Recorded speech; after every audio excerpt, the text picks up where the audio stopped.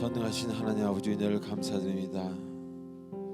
오늘도 이렇게 거룩한 주일을 맞이하게 하시고 이 시간에 이 공간에 저희들의 삶이 계속 연장되고 있음을 감사를 드립니다. 실수로 혹은 하나님의 은혜로 어제 많은 사람들이 이 세상을 떠났으며 또 오늘도 많은 사람들이 세상을 떠나고 또 새로운 많은 아이들이 생명이 태어날 것입니다. 하나님이 하시는 일들이 어찌 그리 아름다운지요. 하나님이 안 계셨다면 어떻게 인생을 살았을까 지나와서 생각해보면 끔찍하기까지 하는 그런 상상이 듭니다. 우리가 무엇을 믿으며 무엇을 바라보며 살 수 있겠습니까? 하나님 한 분 외에는 의지할 것도, 나에게 무엇을 주시는 것도, 나에게 어떤 사람을 보내는 그 존재도 오직 하나님 한 분. 부모님도 아니라 자녀들도 아니라 나와 영원토록 함께 하시고 내 곁을 떠나지 않으신다는 우리 주 예수 그리스도 한 분인 것을 고백합니다. 오직 그분만을 바라보며 그분께 향하여 예배를 올려드립니다. 흠양하여 주시고 예배 중에 성령께서 운행하셔서 각 자리마다 아픔의 상처와 어둠의 일들이 있는 그 사람들에게 가셔서 놀라운 주님의 역사가 일어나도록, 성령의 역사가 일어나는 이 순간 되도록 축복하여 주시옵소서. 예수님의 이름으로 감사하며 기도하옵나이다. 아멘.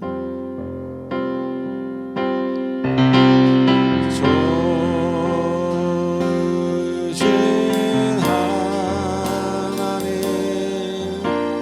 좋으신 하나님, 참 좋으신 나의 하나님.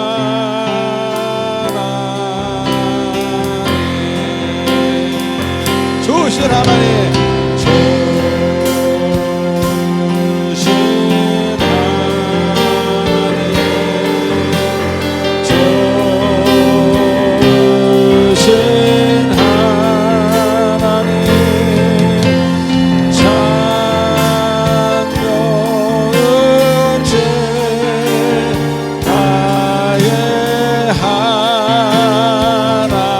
할렐루야.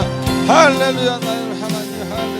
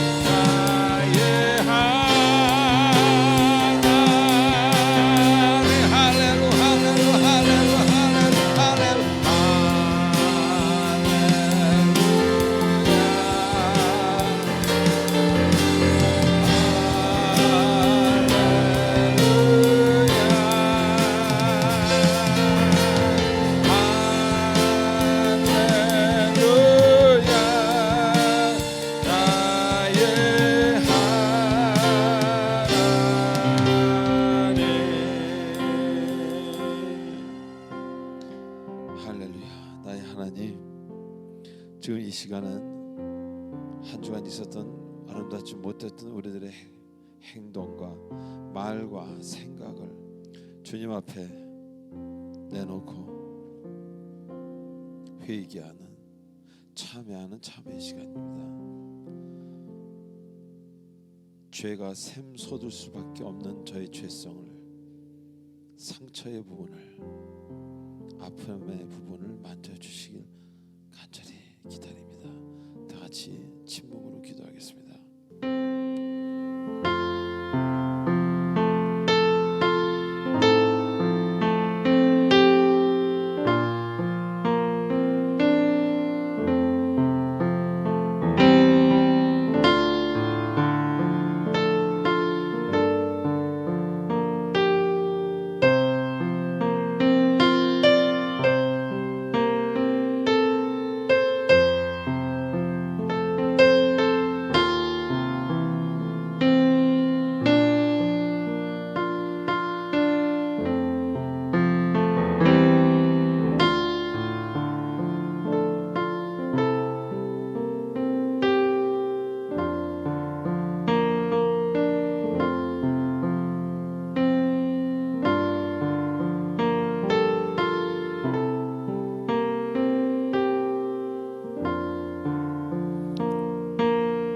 우리의 모든 마음을 담아 예수님의 이름으로 기도하옵나이다. 아멘.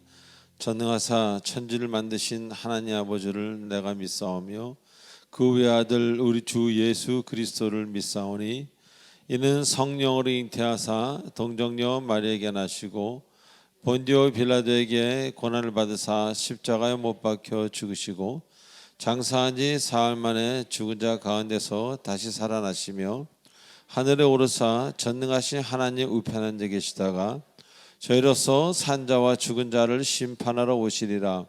성령을 믿사오며 거룩한 공예와 성도가 서로 교통하는 것과 죄를 사하여 주시는 것과 몸이 다시 사는 것과 영원히 사는 것을 믿사옵나이다. 아멘. 우리 찬송가 384장 하시겠습니다.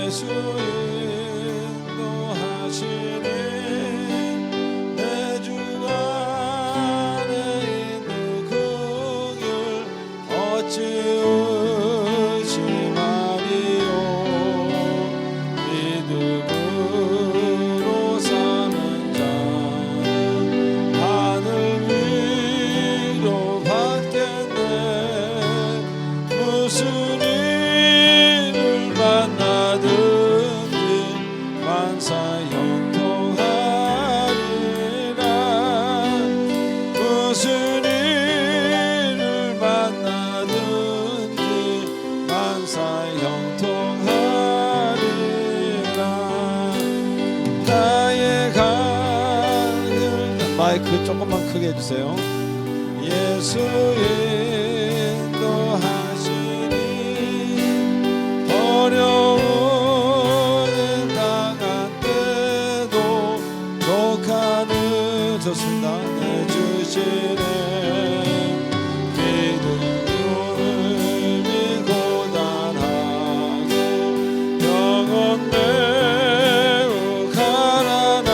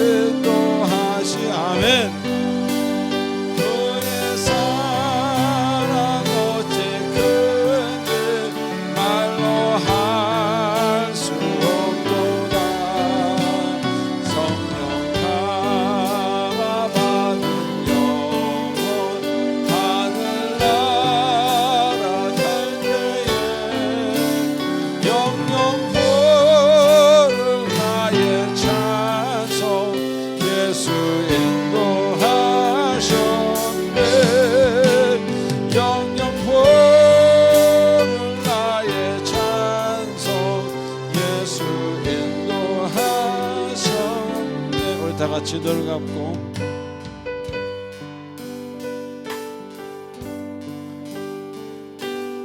살다 보니 여기까지 왔습니다. 하나님이 안 계셨더라면 어쨌을까 끔찍하기도 합니다. 아버지, 죄송하고 고맙습니다. 이 세상을 떠난 날까지 믿음 변치 않게 하시고 그 아름다운 천국으로 데려가셔서 저희들 모두 아름다운 주님의 백성으로 살도록 축복해 주시옵소서. 아버지 감사합니다. 주님을 생각하시면서 이 시간 하늘나라를 한번 생각해 보시기 바랍니다.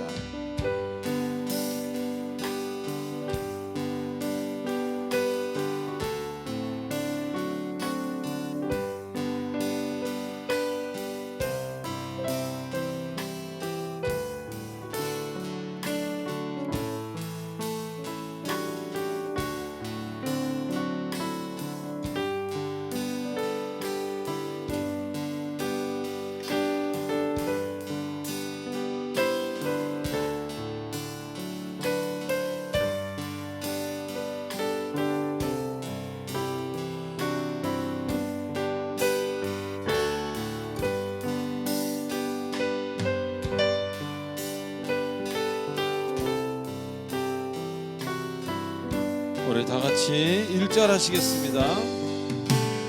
나의 갈 길 다가도록 예수 인도하시는 내 주 안에 있는 긍휼 어찌 의심하리요.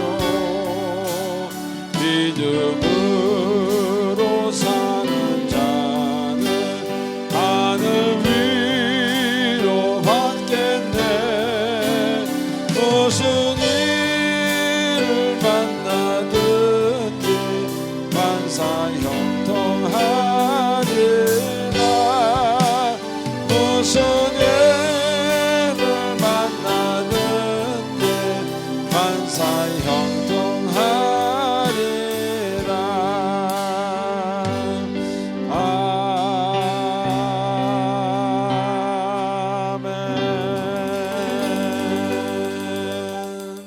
하나님께 영광의 박수를 드립시다. 우리 옆 사람한테 이렇게 인사하실까요? 하나님이 당신을 너무 사랑하십니다. 시작. 하나님이 당신을 너무 사랑하십니다. 한 번 더 할까요? 우리는 이 다음에 하늘나라에서 반드시 만납니다. 시작. 우리는 이 다음에 하늘나라에서 반드시 만납니다. 아멘. 얼마 전에 어떤 분들을 뵐 기회가 있었는데 어떤 하늘나라에 소망이 없는 그냥 그런 분들이었습니다. 굉장히 그 삶이 늘 불안해하고 그러니까 너무 또 어떤 세상적으로 가기도 하고 다른 쪽으로 너무 치우치고 업앤다운이 심한 그런 인생을 사는 분들을 봤습니다. 우리 하늘나라로 이민을 가는 겁니다. 제가 캐나다로 이민 갔듯이 그거 외에는 별로 큰 어떤 행사가 아니라는 것을, 그것이 바로 죽음이라는 것을 여러분 쉽게 받아들이시기 바랍니다. 자, 광고를 보겠습니다. 1번, 2번은 여러분이 읽어보시고요. 먼저 1번에 그 20 실천하시는 여러분 되시기 바랍니다는 하루에 20분 기도하고 20분 말씀을 읽는 습관을 들이시오. 네, 그런 말씀입니다. 그래서 그것을 1년, 2년, 3년, 5년, 10년 할 양을 정하라는 거예요. 20 혹은 10 뭐 능력 있으신 분은 30 왜 20분이냐면은 옛날에 그 제가 한 신학교 다녔던가 봐요. 타임지 그 겉표지가 그 수도사들에 대한 수도사들의 뇌파를 검사하는 어떤 그런 내용이었어요.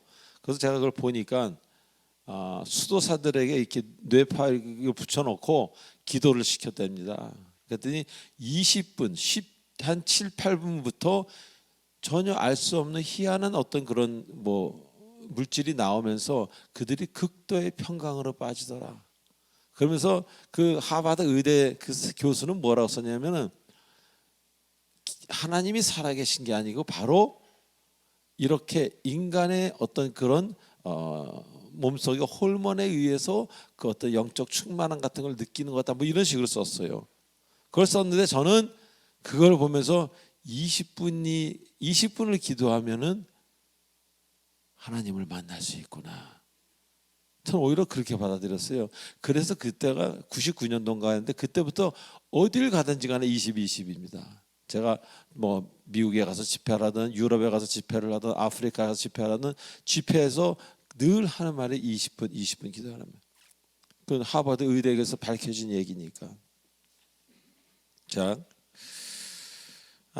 20, 20을 실천하시는 여러분 되셨으면 좋겠어요. 10, 10에도 그 합쳐서 20이 되니까. 3번 교회 등록을 원하시는 분은 새신자 카드를 작성하셔서 우리 교육자분들에게 드리시기 바랍니다. 등록하신 분은 3주간의 세가족 교육 후에 구역 편성이 됩니다. 자, 4번 한번 읽어보시기 바랍니다. 제가 3초를 드리겠습니다.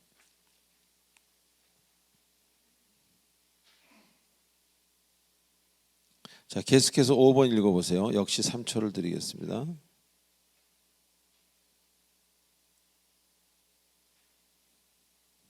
예, 지금은 사순절 기간입니다. 이 사순절이라는 것은 이 부활절 날로부터 시작해 가지고 거꾸로 40일을 계산해서 주일을 뺀 나머지 40일 이걸 이제 경건의 시간에 주로 이제 구교에서 많이 쓰는 그런 어떤 절기입니다.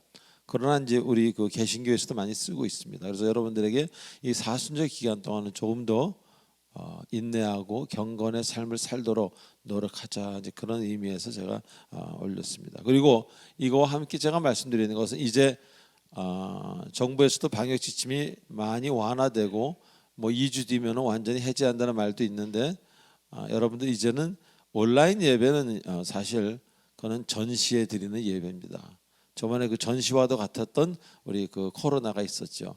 지금은 이런 상황이기 때문에 지금 온라인 예배는 사실 온전한 예배가 될 수 없습니다. 이제 나와서 예배를 드리시는 것을 우리 구역장님들은 권면해 주시기 바랍니다.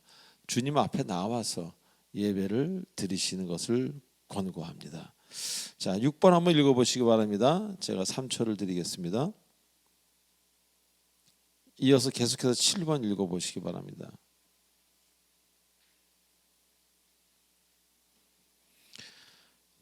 8번도 읽어보시기 바랍니다. 네, 우리가 여기 350석인데 245명까지 앉을 수 있으니까 편하게 나오셔도 됩니다. 그리고 오늘도 김밥이 준비됐답니다. 그래서 은혜구나. 네. 김밥이 정말 은혜라는 그런 생각을 하는 이유가 있습니다. 자, 우리 헌금 9번 한번 읽어보시기 바랍니다. 자, 헌금 찬양하고 헌금 기도하도록 하겠습니다.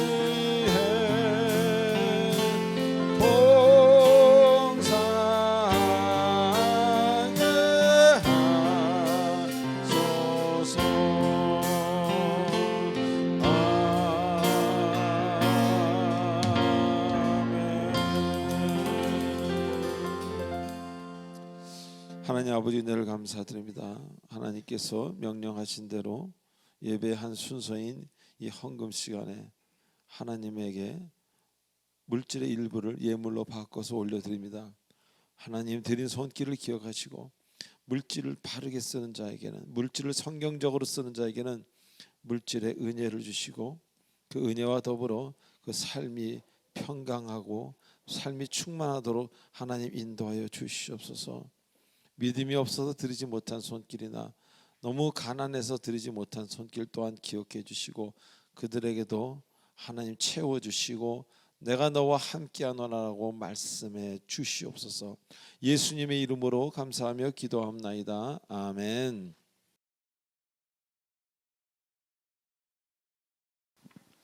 기도드리겠습니다.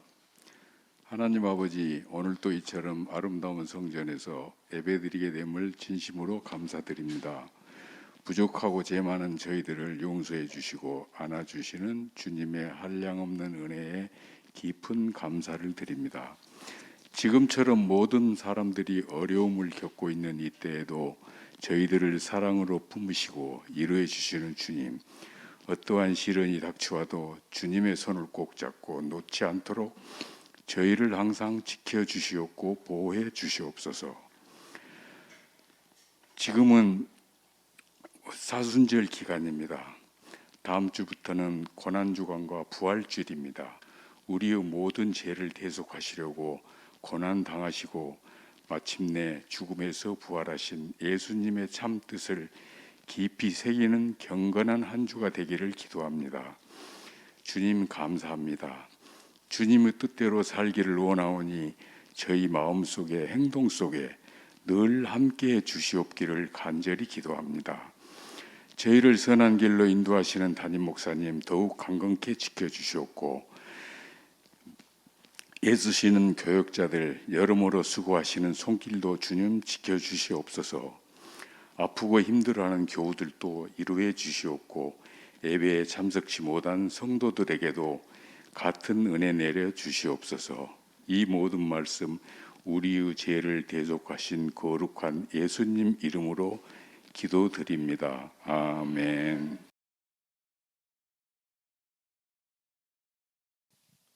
자, 오늘 말씀 보시겠습니다. 시편 37편 22절로 24절까지입니다. 한 절씩 교독하시겠습니다. 주의 복을 받은 자들은 땅을 차지하고 주의 저주를 받은 자들은 끊어지리로다.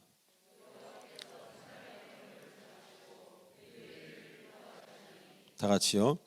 그는 넘어지나 아주 엎드러지지 아니함을 여호와께서 그의 손으로 붙드심이로다. 아멘. 기도하시겠습니다.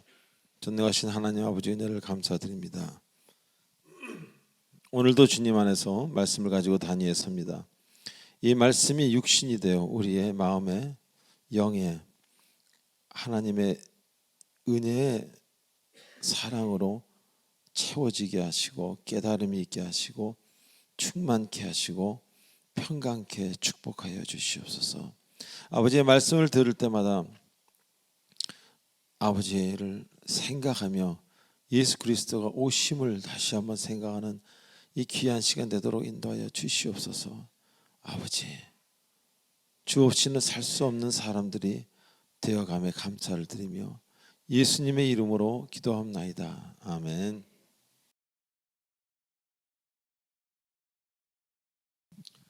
자, 우리 지난주에 시편 본문을 공부하면서 귀한 깨달음을 갖는 그런 시간이었습니다. 그들은 환난 때에 부끄러움을 당하지 않는다. 이 말씀을 통해서 우리는 부끄러움이라는 우리가 갖고 있는 어떤 감정이랄까요? 그 감정에 대해서 다시 한번 깊이 생각해보는 그런 시간이었습니다. 자, 부끄러움이라는 것은, 이 부끄러움이라는 단어는 수치스러움 혹은 모멸감을 느낄 때 뭐 이런 분위기에서 또 이런 말씀들과 그 의미가 비슷한 어떤 그런 이야기입니다.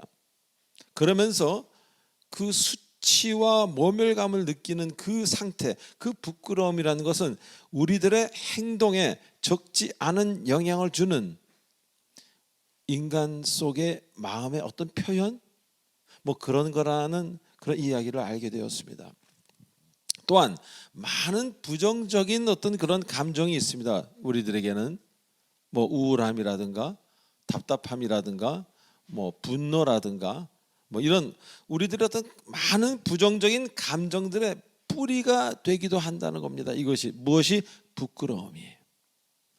그래서 어떤 사람은 분노를 찾아가 봤는데 그 뿌리가 부끄러움이고, 뭐 유난히 뭐 호색가였는데 그 뿌리가 가보니 뭐 부끄러움이었다, 뭐 그런 이야기가 될 수도 있다는 겁니다. 아니, 될 수 있다는 게 아니고 되는 경우가 많이 있다는 겁니다. 바로 이 수치심, 부끄러움이라는 것. 그래서 누구는 이 수치심으로 좀 전에 말씀드린 대로 분노와 폭력을 행사하게 되고, 어떤 사람은 부끄러움이라는 감정에 휩싸여 두려움까지 느끼게 되는 경우가 매우 많다는 그런 얘기입니다. 그래서 심리학적으로도 불안장애, 공황장애, 강박, 공포 등 그런 많은 경우에 있어서 그 뿌리를 찾아가다 보면 결국 수치심이라는, 수치, 부끄러움이라는 바로 그런 단어와 만나게 된다는 것입니다. 만나는 경우가 매우 많다는 것입니다. 그래서 우리는 이런 수치심이 있는 경우, 이 수치심 자체를, 부끄러움을 해결하는 것 매우 그리스도인으로서 중요한 우리의 어떤 일이라는 겁니다. 왜 부끄러워하는지, 왜 수치심을 느끼는지, 그 이유를 따라가다 보면 분명한 사건이 있다는 것입니다. 그런데 중요한 것은 똑같은 일을 당해도 어떤 사람은 매우 부끄러워하고 어떤 사람은 전혀 부끄러워하지 않는 사람이 있습니다. 똑같은 일을 당했는데, 이것이 바로 중요한 거예요. 오늘 제가 말씀드리는 이유 중에 하나는 누구나 그 일을 당하면 수치심을 느끼는 게 아니라는 겁니다. 누구는 A라는 일을 당해도 괜찮고, 누구는 A라는 일을 당하면 너무 부끄럽고 수치스러워서 못 견디겠는 겁니다. 왜 그렇겠습니까? 그 사람의 깔린 어떤 살아온 개인 역사, 개인 히스토리가 그를 반영한다 봐도 좋겠습니다. 자, 그러나 우리는 여기서 한번 주 예수 그리스도를 생각해 봅니다. 주님은 어떠셨습니까? 우리가 생각하기 힘들 정도로 모든 악한 일들, 무시무시한 일들, 괴로운 일들을 다 당하시고 죽으셨습니다. 왜? 여러분 때문에. 그 괴롭고 힘들고 악한 일들이 뭡니까? 배반을 당하셨습니다. 폭력을 당하셨습니다. 수치스러움을 당하셨습니다. 누명을 당하셨어요. 피 흘리셨습니다. 그리고 가난하셨습니다. 이런 모든 것을 다 당하시고 그것을 짊어지고 죽으셨습니다.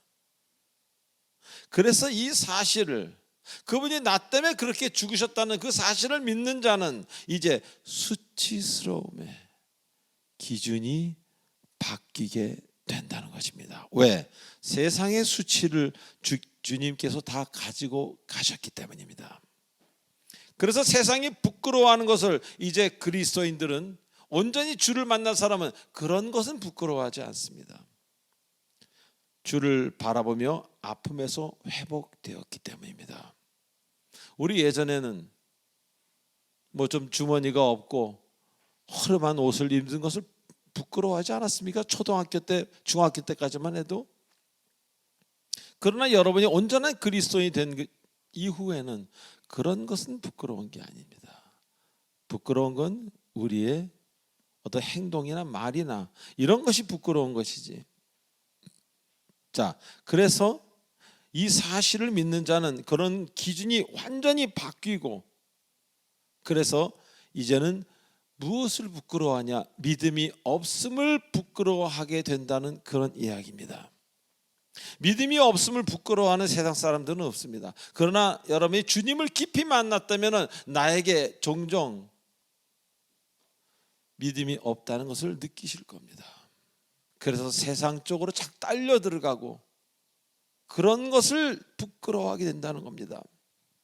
그런데 여기서 한 가지 희망적인 것은, 주님 안에서의 부끄러움은요, 악한 감정으로 가는 것이 아니라 회개에 이르게 하는 선한 마음으로 이어진다는 것입니다. 아멘. 주님 안에서는 부끄러워해도 좋습니다. 주님 안에서의 부끄러움은 공포로 가는 것이 아니라, 분노로 가는 것이 아니라 회개에 이르는, 눈물 흘리고 기도하게 되는 선한 마음으로 이어진다는 것입니다. 그래서 주를 알게 되면 이제 세상으로부터는 자유로워집니다. 빵꾸난 옷을 입든 차가 없어서 걸어 다니든 그런 것은 부끄러운 게 아닙니다. 세상으로부터 자유스럽습니다. 그래서 참 평화를 알게 되는 것입니다. 그래서 찬송가에 평화란 단어가 많이 나오는 겁니다. 그리고 그런 사람은 이렇게 말합니다. 이제 주를 아는 것이 나의 생명입니다 라고 자신 있게 말하게 되는 것입니다. 자, 먼저 오늘 본문에서는 여호와께서 사람의 걸음을 정하시고라고 이렇게 말씀하십니다. 여호와께서 사람의 걸음을 정하시고 이렇게 말씀하십니다. 이게 무슨 말씀이시겠습니까? 무슨 뜻이겠습니까? 자, 먼저 하나님께서는 이 말씀 그대로 해석을 하면, 하나님께서는 인간이 태어날 때 이미 그가 걸어가야 할 길, 걸어가야 할 방향, 걸음이죠. 그것을 이미 다 정해 놓으셨다, 그런 이야기입니다. 다시 말하면 사람이 이 세상에 태어날 때 그 사람의 앞길, 인생, 그것을 정해 놓으셨다고 우리에게 넌지시 말씀하시는 겁니다. 그런데 이것을 잘 들여다보니까 이런 말씀입니다. 그래서 잘 들으십시오. 그래서 사람은 우연히 혹은 실수로 태어나지 않는다는 것입니다. 믿으시면 아멘 하십시오. 다 같이 할까요? 사람은 우연히 혹은 실수로 태어나는 것이 아닙니다. 아니, 주께서 걸음을 예배해 놓으셨는데 어떻게 우연히 실수로 태어납니까? 믿는 사람과 믿지 않는 사람의 가장 큰 차이 중에 하나가 바로 그겁니다. 내가 태어난 이유가 어머니 아버지가 사랑해서 혹은 실수로 뭐가 잘못돼서 태어났다고 생각하는 사람들도 있다는, 그런 사람들이 자존감이 있겠습니까? 그러나 주를 믿는 가정에서 태어난 사람은 다릅니다. 하루에 3끼가 아니라 2끼가 아니라 1끼가 먹을 정도의 가난이 있다 할지라도 그는 자존감으로 똘똘 뭉친 사람이 되는 겁니다. 왜? 주께서 이렇게 태어나도록 만드셨기 때문입니다. 그래서 하나님의 계획이라는 것을 알게 되고 그런 이야기를 하게 됩니다. 자, 여기서 또 한 가지 우리는 뭡니까? 우리의, 여러분의, 인간의 존재에 대해서 생각하게 됩니다. 나라는 존재, 매우 깊이 생각하게 되면서 하찮게 여겼던 과거가 있다면 그것이 달라지기 시작하는 겁니다. 여러분은 적어도 우연히 혹은 실수로 태어난 존재는 아니라는 겁니다. 다시 말하면 하나님의 계획이 있으셔서 그 걸음을 가야 되기 때문에 이 땅에 존재하게 하신 것이라는 그런 이야기입니다. 이 말씀이 여러분에게 얼마나 자존감을 줍니까? 자신감을 주지 않습니까? 이 사실을 모르는, 믿음이 없는 사람들은요, 대단하게 살지 몰라도 세월이 자꾸 흘러가는 것, 세월이 흘러가는 것을 매우 매우 싫어합니다. 늙는 것을 두려워합니다. 안타까워하는 정도가 아니라 두려워하기까지 하는 거예요. 그러다 보니까 자꾸 세속적으로 성공하려고, 세속적으로 즐거우면 그냥 자신을 던져버리게 됩니다. 제가 얼마 전에 우연히 넷플릭스를 이렇게 보다가 데이비드 포스터라는 미국의 음악의 최고의 프로듀서의 그 다큐멘터리를 보게 됐습니다. 그 사람을 보면서, 그 사람 뭐 어마어마하게 상을 받았고 어마어마하게 돈을 벌었고 어마어마한 사람이죠. 그 분야에 있어서는. 근데 그 사람은 자존감이 없습니다. 기쁨도 없습니다. 상을 받은 게 수북히 쌓였는데도 본인이 못 받은 상만 기억해요. 뮤지컬에서 못 받았거든. 그래서 지금 뮤지컬 만드느라고 칩거하고 있답니다. 그냥 성공을 해야 되는 강박에 쌓인 사람이었어요. 너무 불쌍해 보였습니다. 제가 옛날에 음악을 할 때는 데이비드 포스터 하면 와, 대단한 사람. 근데 목회자가 된 지 20년이 되고 나서 그것을 동일하게 보니까 참 갈급한 영혼이구나. 그 사람은 상을 받아야 정상인 거지 행복한 게 아니에요. 상을 받아야 정상이 되는 거고 그 다음에 못 받은 상만 계산하고 있는 겁니다. 그렇다 보니 자꾸 세속적인 성공 그리고 그런 즐거움에 자신을 던져버리는 거예요. 결혼을 5번이나 하고 애는 몇 명인지도 모릅니다. 그런 데이비드 포스터를 보면서 옛날 그 사람이 아니구나 그런 생각을 했습니다. 그래서 하나님을 모르면 나이가 들어갈수록 삶의 의미를 자꾸 잃어버리게 됩니다. 어디로 가야 되는지 모르고 그런 어디로 가야 할지를 모르는 무슨 일을 해야 될지를 모르는 그런 때가 자주 찾아오기 때문입니다. 그러다 보니 거칠어집니다. 세상적 즐거움을 탐닉합니다. 자신을 잘났다고 하면서도 속으로는 하찮게 여깁니다. 넌 아직 멀었어 이렇게. 그러다 보니 많은 비교의식으로 똘똘 뭉쳐서 열등감에 사로잡혀 있어요. 어마어마한 위치에 있는 사람인데 사실 그 속을 들여다보면 열등감 투성입니다. 자, 오늘 성경에서는 뭐라고 말씀하십니까? 우리의 걸음을 정하셨다고 말씀하십니다. 아멘. 이런 좋은 하나님이 어디 있습니까? 우리는 정하신 대로 그냥 가기만 하면 되는 겁니다. 발만 내디디면 되는 겁니다. 아까 말씀드린 데이비드 포스터라는 사람은 다음에는 무엇을 해야 될지 너무너무 스트레스 받으면서 생각하고 연구하고 전화하고 비즈니스하고 우리의 걸음을 정하셨다고 오늘 하나님은 말씀하십니다. 즉 하나님이 여러분의 걸음을 이미 정하셨다는 말은 무슨 얘기입니까?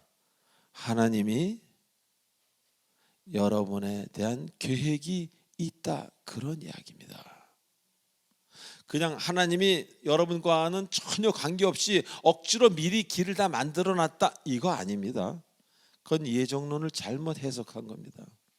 그게 아니라 하나님은 인격적이기 때문에 여러분과 수많은 대화를 통해서 여러분의 자라나는 모든 과정을 보면서 하나님은 그 철저한 하나님께서 여러분을 기쁘게 하시고 하나님도 기쁘게 하실 그런 계획을 가지고 계시다 그런 이야기입니다.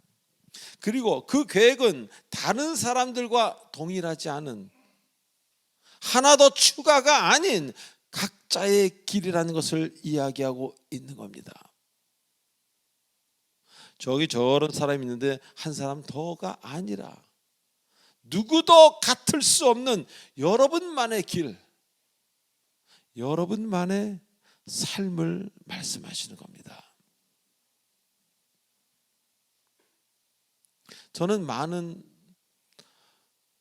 건강이 좋지 않아서 가던 길을 못 가고 음악을 하게 됐고 또 음악을 하다가 너무 괴롭고 힘들어서 외치다가 주님을 만나서 신학교를 가게 됐고 지금의 저로 살고 있습니다. 제가 제 인생을 가만히 생각해 봅니다. 저처럼 사는 사람은 거의 저밖에 없는 것 같아요. 또 그런 노래를 작곡한 사람도 저밖에 없는 것 같고요. 똑같은 노래를 작곡할 수는 없잖아요. 똑같은 목회를 할 수도 없고.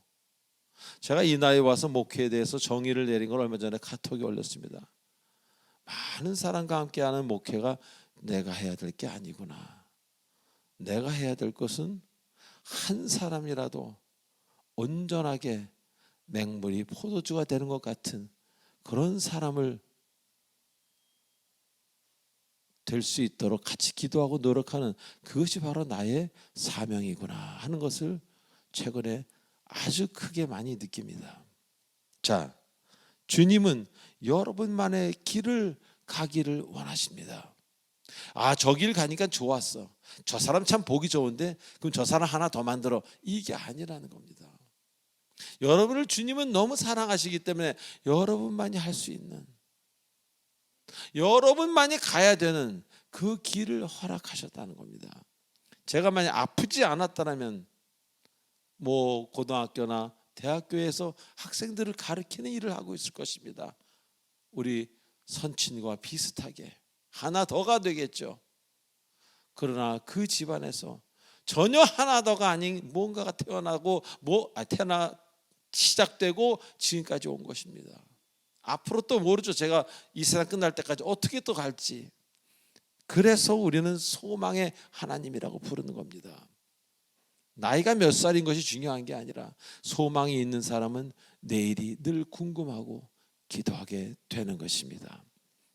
그래서 나만의 길이라고 말씀하시는 것, 또한 주님은 우리에게 어디론가 갈 수 있게 하셨습니다. 그래서 이 걸음이라는 단어를 썼는데 오늘 이 걸음이라는 단어는 육신적인 이 다리로 가는 발걸음만 의미하는 것이 아니라 생각, 여러분의 모든 어떤 그런 것까지 포함한 인생 안에서의 걸음을 말하는 겁니다. 그래서 여러분이 걸어가는 길도 중요하지만 여러분이 생각이 가는 곳이 있어요. 생각이 머무는 곳, 그것에 따라서 여러분의 삶의 결과, 삶이 달라진다는 것입니다. 그래서 여러분의 삶은 평생 어디를 다녔는지, 걸음뿐만 아니라 여러분의 생각 역시 어디를 다니면서 어떤 생각을 많이 하고 사셨는지에 따라서 여러분 인생이 각자 달라지게 된다는 것입니다. 그래서 우리는 발자취라는 단어를 쓰지 않습니까? 발자취. 여러분이 다녀간 곳에서는 바로 여러분이라는 자취가 남게 되는 것입니다. 그렇기 때문에 어디를 다녔는가가 매우 중요합니다. 생각도 육신도. 생각이 먼저 걸어가면 육신은 따라가겠지요. 걸음이 그래서 중요합니다. 걸음은 여러분의 인생이라는 그림을 그리는 도구라고 표현할 수 있습니다. 결국 걸음이 움직인 대로 인생은 만들어지는 것입니다. 자, 두 번째로 그는 넘어지나 아주 엎드러지지 아니함은 여호와께서 그를 붙드심이로다라고 이야기하고 계십니다. 자, 어떻게 해석해야 되겠습니까? 그는 넘어지나 아주 엎드러지지 아니함은 여호와께서 그를 붙드심이로다. 하나님이 허락하신 길이든 그렇지 않은 길이든 그 길에는 반드시 우리가 넘어질 수 있는 그런 난관과 어려움이 반드시 기다리고 있다는 것입니다. 즉 주께서 허락하신 길이라고 해서 항상 아름답고 아무런 어려움이 없는 것 아니라는 겁니다. 하지만 그것이 어떤 어려움이든 간에 주께서 허락하신 길이라면 주님이 붙드신다는 겁니다. 할렐루야. 그래서 완전히 떨어지진 않는다, fall down 하진 않는다 그랬어요. 슬립은 해도, 미끄러지긴 해도 떨어지진 않는다는 겁니다. 실수는 해도 실패는 하지 않는다, 그런 이야기입니다. 자, 그러나 주께서 원하시는 길이 아니라면은 잡아주는 사람 없을 수 있기 때문에 나락으로 떨어지는 인생 우리가 얼마나 주변에서 많이 봅니까? TV에서, 뉴스에서. 바로 그 순간을 이겨내지 못하고, 우리가 항상 이겨내지 못하는 건 몇 시간이 아니에요. 순간입니다. 똑딱 그 순간을 이겨내지 못하고 실패로 끝나는 그런 인생을 말하는 거 아니겠습니까? 자, 여기서 우리는 인내에 대해서 한번 생각해 봅니다. 성경에서 얘기하는 인내, 인생을 살면서 인내가 없다면 어떤 일들이 벌어지겠습니까? 저는 성경을 은혜 받은 이후로 지금까지 25년 동안 계속 순서대로만 읽어오고 있습니다. 왜? 내가 좋은 것만 읽으면 안 되니까 계속 순서대로. 얼마 전 복음서를 읽다가 예수께서 자신을 잡으려고 온 사람들에게 대적하여 싸우는 제자들에게 하시는 말씀, 그 말씀이 저희 가슴을 치고 울렸습니다. 아니, 제자가 배반해서 사람들이 본인을 잡으려고 왔는데 그 본인을 잡지 못하게 대적해서 싸우는 그 제자들에게 무엇라고 말씀하셨는지 아십니까? 이것까지 참으라. 대항하지 말라는 거예요. 나 끌려가겠다는 겁니다. 왜? 하나님이 다 알고 보고 계시는데. 이것까지 참으라라고 하시는 그 말씀, 제 마음에 너무 큰 울림이 되었습니다. 자신이 가르쳐온 그 제자 가롯 유다에게 배반을 당했고 이제 죽게 되는 길로 가는 그 시점에 본인이 죽는 것, 그런 것들은 개의치 아니하고 제자들이 칼을 가지고 싸우는 것을 보니까 안 된다, 이것까지 참으라 라고 이야기하시는 주님을 보면서 저는 생각하게 되었습니다. 바로 이것이구나. 우리가 항상 승리하지 못하는 이유 중 하나가 이것까지 참지 못해서 아닙니까?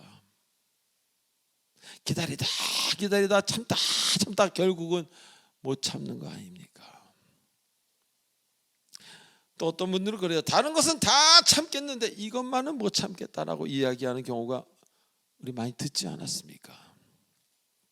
이것이 바로 우리의 한계라는 겁니다. 그래서 여러분들 열심히 노력해서 참으라라고 제가 이야기하면 얼마나 여러분 답답하겠습니까? 능력이 안 되는데. 그거를 말씀드리는 게 아니라 바로 그때 주께서 여러분을 붙드신다면은 여러분은 별로 힘들지 아니하고 인내할 수 있다, 그런 이야기입니다. 그래서 깨지지 않고 무너지지 않고 갈라서지 않고 비교하지 않고 포기하지 않고 결국 주 예수의 능력으로, 힘으로, 예수의 이름으로 승리하게 되는 것입니다. 할렐루야. 그러나 하나님을 모르는 사람들은 자주자주 깨지고 싸우고 포기하고 너무너무 비교하다가 욕심이 앞서다가 넘어지지 않습니까? 슬립 다운이 아니라 fall down, 완전히 떨어져 버리는 겁니다. 인내와 절제를 모르기에. 주께서 정하신 길이라면 주님이 반드시 옆에 계십니다. 믿으시기 바랍니다. 오늘도 그분을 향하여 발자국을 떼시는, 여러분 뜻대로 아무렇게나 발자국을 떼는 것이 아니라 주님을 생각하면서 발자국을 떼시는 여러분 되시길 기원합니다. 자, 마지막으로 사람의 걸음을 정하시고 그 길을 기뻐하신다고 이야기하십니다. 사람의 걸음을 정하시고 그 길을 기뻐하신다. 사람을 기뻐한다는 얘기는 없습니다. 일을 기뻐한다는 얘기도 없어요. 자, 우리가 착각하기 쉬운 게 하나님의 일을 하는 것이 우선이라고 생각합니다. 그래서 하나님의 일을 하려고 하나님을 괴롭히는 사람도 있습니다. 자꾸 기도해서 하나님 이거 좀 해주세요, 저거 좀 해주세요. 아닙니다. 그럼 옛날 수도사들은 전부 이상한 사람들이게요. 그 사람은 별반 한 일이 없습니다. 밭이나 가꾸고 늘 묵상 가운데 있고 그렇게 보냈습니다. 정말 우리가 먼저 해야 될 일은 하나님의 일이 아니라 하나님을 기쁘시게 하는 사람이 되어야 되는 겁니다. 여러분 자녀들 볼 때 자녀가 뭐 해서 기쁜 게 먼저입니까? 그냥 자녀가 이쁩니까? 특히 아기가 있는 젊은 아빠 엄마들은 느낌이 올 겁니다. 아기가 뭘 잘해서 이쁩니까? 아기가 그냥 이쁩니까? 아기가 우유를 뻘떡뻘떡 잘 먹으면 이쁘고 우유를 안 먹으면 밉죠? 그렇습니까? 아닙니다. 존재가 먼저이기 때문입니다. 일보다. 그래서 우리를 휴먼 비잉이라 그랬지 휴먼 두잉이라고 안 그러잖아요. 일이 먼저라면 휴먼 두잉이라 그랬겠죠. 오늘 본문에서는 우리가 가야 할 길, 그 길 자체를 기뻐하신다고 합니다. 우리를 기뻐하시기보다 그 길 자체를 기뻐하셨기 때문에 하나님은 그 길로 누군가가 가주기만 한다면 하나님은 너무 기쁘신 겁니다. 사랑하는 교우 여러분, 인생이 그리 쉽지 않습니다. 그리고 허랑방탕하게 살기에는 인생이 그리 짧지도 않아요. 그러나 정말 의미 있게 살기엔 또 인생이 너무 짧지요.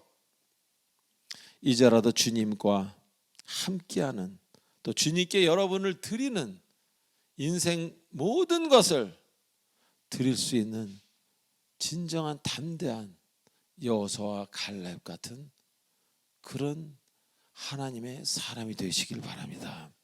그리하면 여러분이 원하시는 것을 그분이 원하시는 때, 그분이 원하시는 장소에서 여러분이 받게 될 것입니다.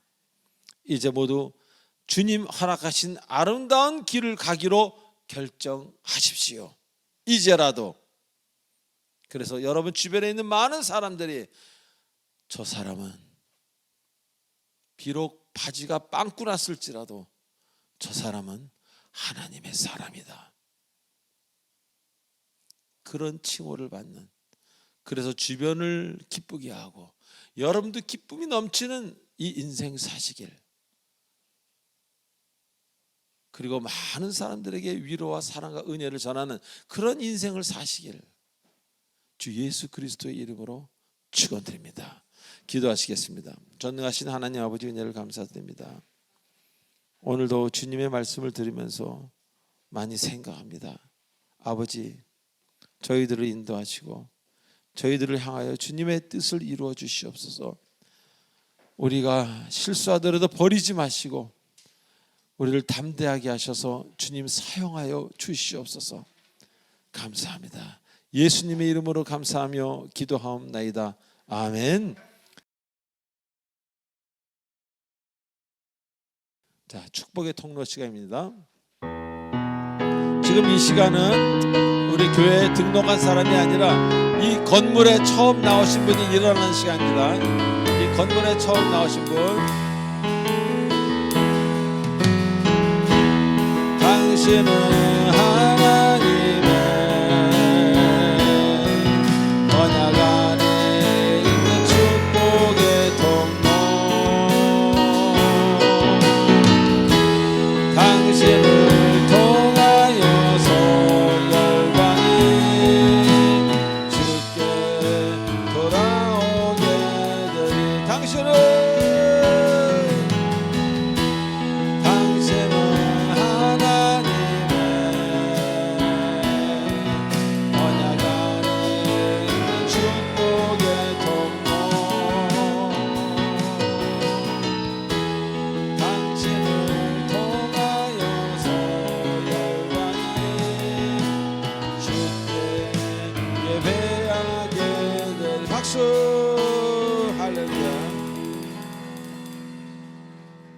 앉아주시기 바랍니다. 자, 이 교회를 등록한 분을 호명할 때 일어나 주세요. 우리 김휘영 성도님, 네, 그리고 우리 이택님 성도님 일어나 주세요. 우리 이택님 성도님은 2016년도에 교회를 등록하셨는데 주일 예배는 나오신 지 이제 얼마 안 돼서 주일 예배 온전하게 나오실 수 있도록 제가 기도에 올리겠습니다. 기도하시겠습니다. 전능하신 하나님 아버지, 우리 세 가족 김유영 성도님과 이택님 성도님을 보시옵소서. 그들에게 주께서 걸음을 가르쳐 주시옵소서. 그래서 이제로부터 지금까지 살아왔던 것보다 10배, 1000배 아름다운 인생을 살 수 있도록, 평안하고도 좋은 인생을 살 수 있도록 주께서 함께해 주시옵소서. 건강이 안 좋으면 건강을 붙들어 주시고 마음이 안 좋을 때는 마음을 붙들어 주시는 하나님인 것을 믿습니다. 아버지 감사합니다. 김휘영 성도님과 이택님 성도님의 앞길에 영원토록 함께 하시길 간절히 바라오며 예수님의 이름으로 기도하옵나이다. 아멘. 우리 박수를 맞아 주세요. 감사합니다. 네, 그러세요. 자, 이제 새 가족 수료증 전달이 있겠습니다. 우리 두 분 나오시기 바랍니다. 오늘 임수정 성도님, 김연 성도님에게 새가족 수령을 하겠습니다. 새가족 공부 마친 수료증을 해드리겠습니다. 먼저 임수정 성도님 올라오세요. 한 분이에요.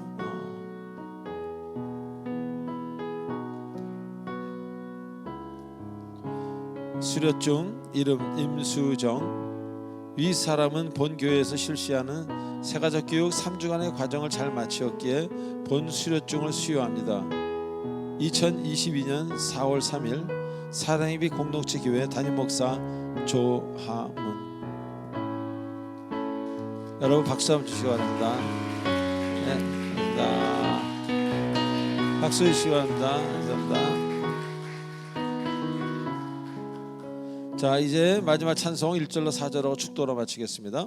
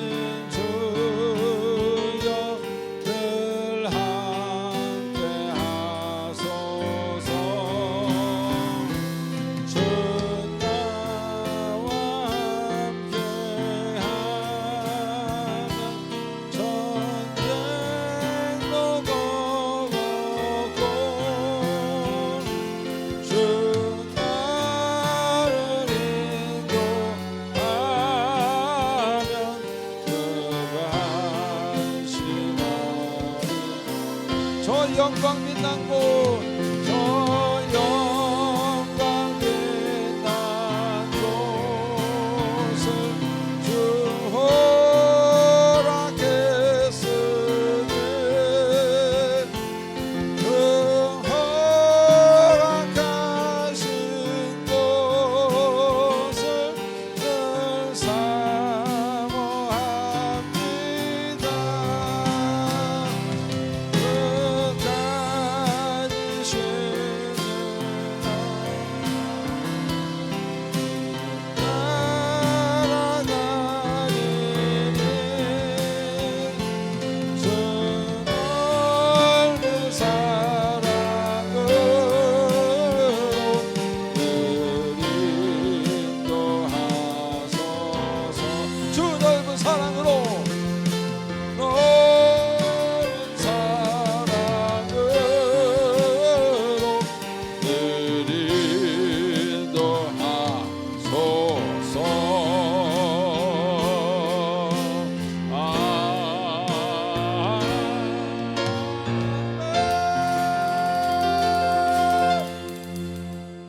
기도하시겠습니다.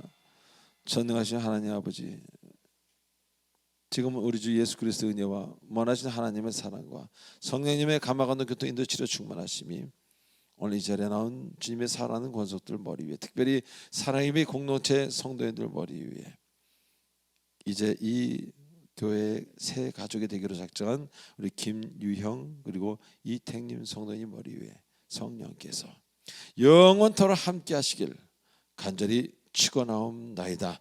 아멘.